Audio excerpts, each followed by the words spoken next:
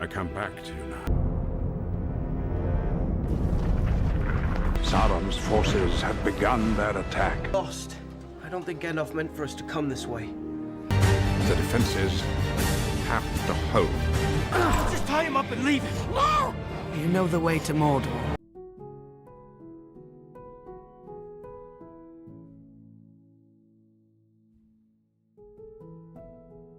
With a voice filled with wrath, Saruman called his armies to war.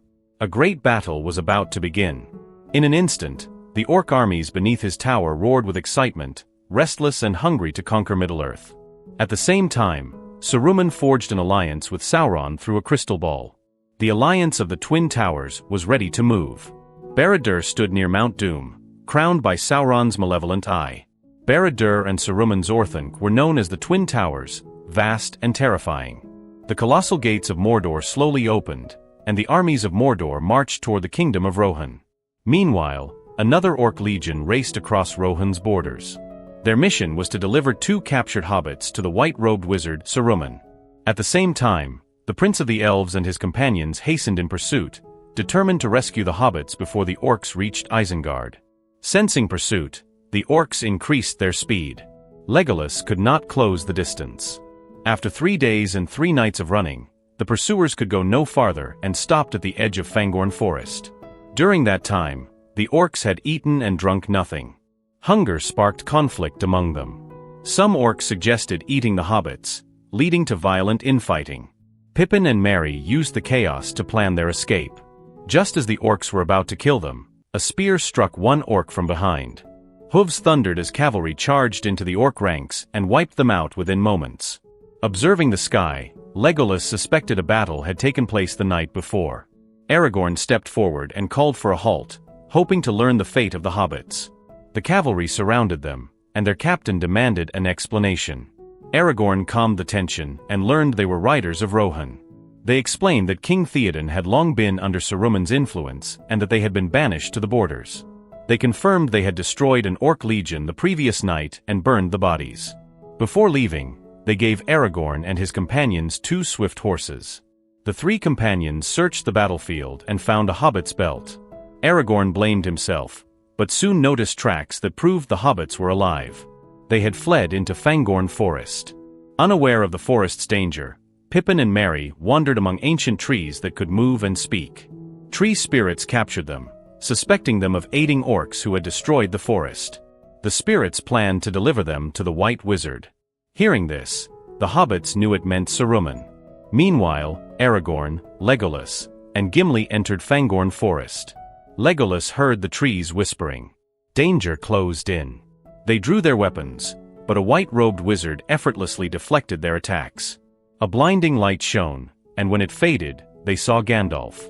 Their joy was overwhelming. Gandalf had survived and returned as the White Wizard. He told them of his battle with the Balrog, which lasted 3 days and 3 nights, ending atop the Misty Mountains. Though near death, his spirit was sent before Iluvatar, who granted him greater power and returned him to Middle-earth. Gandalf replaced Saruman as the White Wizard. He explained that Treebeard had sent the hobbits away and that Saruman planned to attack Rohan. They agreed to travel there to warn the kingdom. After 3 days and 3 nights, they reached Rohan. King Theoden was under Saruman's control. Gandalf entered the hall disguised in grey. Grima sensed danger and ordered their arrest, but Aragorn and Legolas subdued the guards. Gandalf approached Theoden and broke Saruman's spell. Light filled the hall, and the king's strength returned. Grima was banished. With war approaching, Theoden ordered the people to evacuate to Helm's Deep, a fortress long thought impregnable. Gandalf asked Aragorn to escort the people while he gathered the riders of Rohan. They agreed to meet again at Helm's Deep at dawn on the 5th day. The next day, Theoden led the caravan. Saruman sent warg riders to ambush them. Theoden ordered the weak to move ahead while he stayed behind. Legolas loosed the first arrows as the warg cavalry charged in overwhelming numbers. At that moment, his companions began to arrive. Legolas leapt lightly onto Gimli's horse and charged forward with them. Aragorn fought fiercely and slew several wargs. Suddenly, one warg attacked him from behind while another lunged from the front. Aragorn managed to kill the orcs on its back, but he became entangled in the warg's reins. The warg ran too fast to stop. Aragorn and the warg fell together into the ravine. After the battle, Legolas stood at the edge of the cliff searching for Aragorn. His body had been swept away by the rushing waters, and his fate was unknown. There was no time to grieve.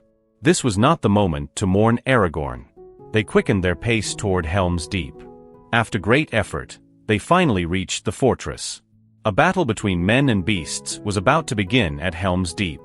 Mercenaries led mammoths across the borders of the kingdom of Rohan. These mammoths were terrifying on the battlefield. The three hobbits had never witnessed such an overwhelming display of military power. As they watched in awe, the mercenaries were ambushed by an unknown group. All of them were swiftly killed. Realizing the danger, the hobbits tried to escape, but they were captured and taken to the ambushers' camp. It turned out that these ambushers knew of Sauron's plan for a great war. As humans, they felt responsible for protecting Middle-earth. Frodo told them everything. When he mentioned Boromir's death, one of the men grew visibly uneasy. He was Boromir's brother and the second son of the steward, the Chancellor of Gondor, named Faramir. The steward deeply favored his eldest son. Boromir was a strong leader in Gondor and had long been chosen as his heir. Faramir's fate was very different. No matter how hard he tried, his father never acknowledged him. He always wanted to prove himself. When Elrond called a council of all races, Faramir wished to go, but the steward never gave him the chance. He believed only Boromir was fit for that mission. Faramir was destined to defend the fortress for the rest of his life. When he saw the one ring around Frodo's neck, Faramir desired to seize it and present it to his father to gain his approval. As Faramir was about to act, Samwise stepped forward and said, "Your brother almost fell to the temptation of the ring, but in the end he sacrificed himself to protect our quest. He upheld his oath and honor with his life. How can you live up to your brother's example now?" Filled with guilt, Faramir decided to honor his brother's wishes and let them go. Suddenly, Frodo sensed the call of the ringwraiths. Everyone prepared for danger and sought cover. Frodo suddenly lost control of himself and slowly walked out. He was so strongly drawn by the ringwraiths that he felt compelled to put on the one ring. Samwise ignored the danger and rushed forward to stop him. Elsewhere, Faramir used his bow and arrows to drive the ringwraiths away from the city walls. With tears in his eyes, Samwise reflected that they should not be bearing such immense risks. After regaining their composure, they continued their journey. On another front, Aragorn, who had fallen from the cliff, drifted down the river for 3 days and 3 nights. Perhaps the prayers of the elven princess helped him survive. His loyal horse eventually found Aragorn and carried him to Helm's Deep, where he reunited with the rest of the group. Along the way, Aragorn saw the orc army already marching toward Helm's Deep. He hastened his pace and returned to the fortress at once. Gimli the dwarf was overjoyed to hear that his friend had survived and embraced Aragorn. News of Aragorn's return greatly boosted morale.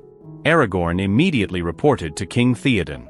He warned that the orc army would arrive that very night and urged immediate preparations. King Theoden declared that he was unafraid. The fortress had walls that could not be breached. It stood firm like stone. It was easy to defend and difficult to conquer.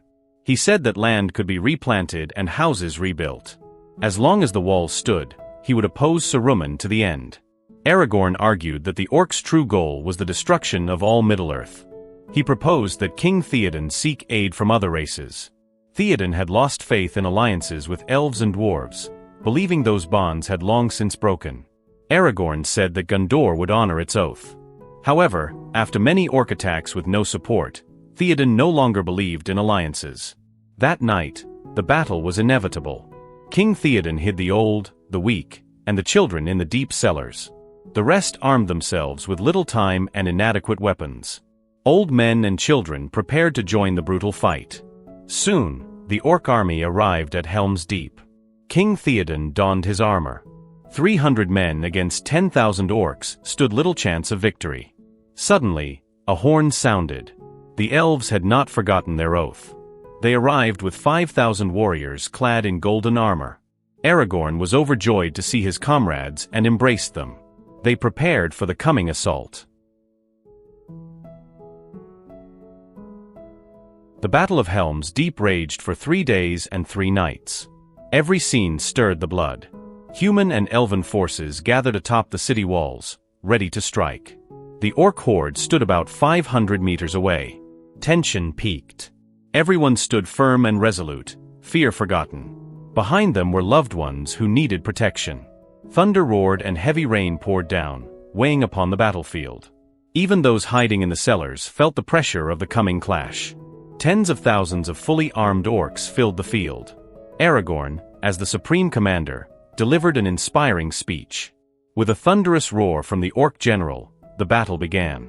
At Aragorn's command, elves and men rained arrows upon the enemy. The orcs surged toward the walls like an unstoppable tide. Aragorn ordered a second volley to thin the enemy's front lines. The orcs retaliated with crossbows.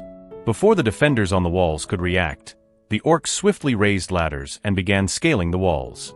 Aragorn ordered his forces to switch to close combat as orcs breached the defenses and swarmed the walls. The attack came too suddenly for Rohan to prepare, forcing brutal hand-to-hand fighting. The walls echoed with death as bodies fell on both sides. Gimli competed with Legolas in beheading orcs while more enemies climbed the walls. A second assault opened along another section, where orcs formed a shield wall and advanced toward the gate. Aragorn redirected his troops to hold this breach. Protected by shields, the orcs brought siege hammers to the gate. If it fell, all defenses would collapse. The stone wall was Rohan's last advantage, but Saruman knew its weakness. A secret unit planted explosives near the drainage channel. A Uruk-hai ignited the charge and ran for the culvert. Aragorn spotted him and ordered Legolas to fire.